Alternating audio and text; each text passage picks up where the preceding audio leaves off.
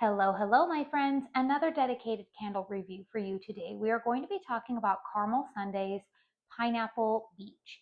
Now, as I mentioned in the Cabana Colada review that I did a little over a week ago, this candle, unfortunately, for this summer is not available to purchase. However, if you did purchase this in the May restock, maybe this review will give you some idea of what to expect, as well as if this candle returns in 2027, which at the time that I am filming this, I have been told that it is in the lineup next year to make a return.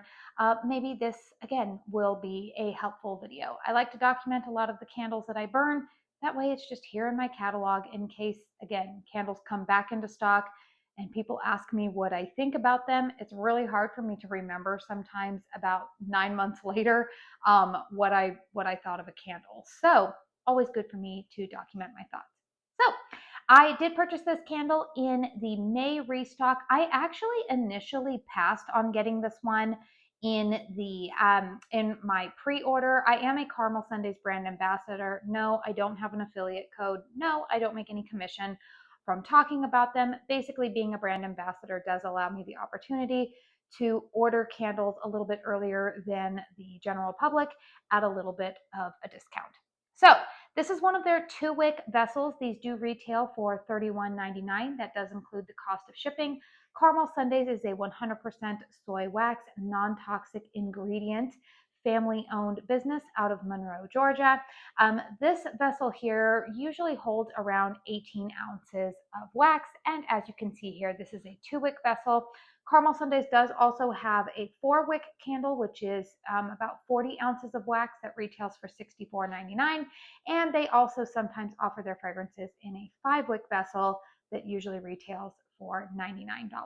So I don't know what formats this candle may return in 2027. This year, this was only available in one restock, and it was only available in this 2-wick format.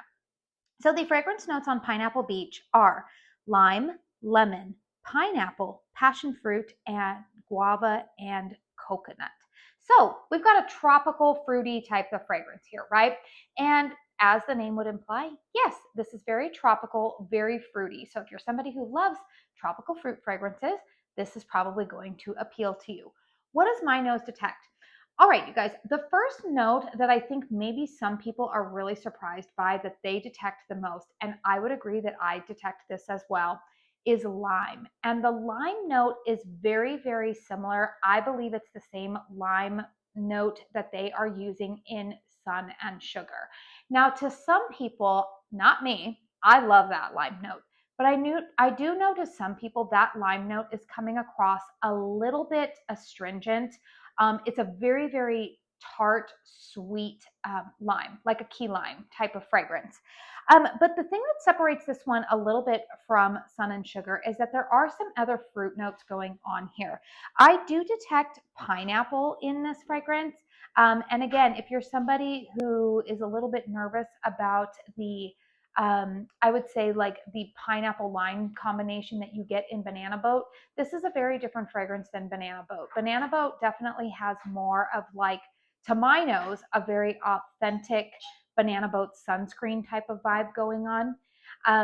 This to me is not that at all. This is definitely, it's not like a cocktail type of drink, but I do detect some of that passion fruit and guava in there as well. The coconut is not overly creamy. There is no, to my nose, you guys, there's nothing really creamy about this fragrance. This is just a nice, what I would say, mashup of tropical fruits. But I think that the lime and the lemon at the top there are giving this a little bit more of a zip or a zing to it than you would typically experience from other tropical fruit candles. So they had their sandbar candle in this year's lineup, which was kind of like a mango forward with some strawberry and sweetness. Some people detect a little bit of creaminess in sandbar. I personally didn't, but I would even say that this one really does not have any kind of level of creaminess there. You guys can see my husband is making his cameo in the background there. He just got home from work. Taking off your boots there, sir, waving at you. Yep.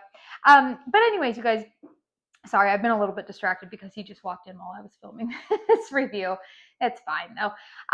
Anyways, what I was going to say though about this candle is that I feel like this is not as refreshing of a fragrance as, say, the Cabana Colada.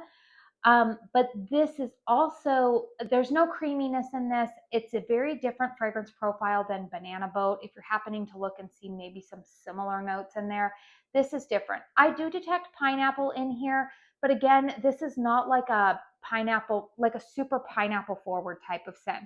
My nose, again, is picking up a lot of lime. I'm picking up those other tropical fruits like guava and passion fruit. Um, Coconut is, I feel like the coconut is probably more of like a base note, but this is just kind of a, like I said, like, I don't want to put it this way where I say like it's a hodgepodge of tropical fragrance fruits, because that makes it sound like it's not a pretty fragrance. It is. It's very, very nice. I will tell you that the difference, or for me personally, if you were to ask me if I prefer this one or Sun and Sugar, I would say that I would still gravitate more towards Sun and Sugar because I really like the lime element. I think I like that one a little bit better than this one. And I think it's just because all of the other fruits that are mixed with this. That being said, you guys, this does pair really, really nicely with Sun and Sugar. And yeah, it's a high like for me, but it's not a fragrance that I feel the need to repurchase. If somebody were to say, hey, which one do you think you would repurchase? Like Sun and Sugar is definitely going to be on my radar to repurchase next year. But this one for me right now, and granted, you guys, I am also going to say this at the time that I'm filming this review, which is in mid-June of 2026, I am starting to feel what I knew that I would probably feel this time of year.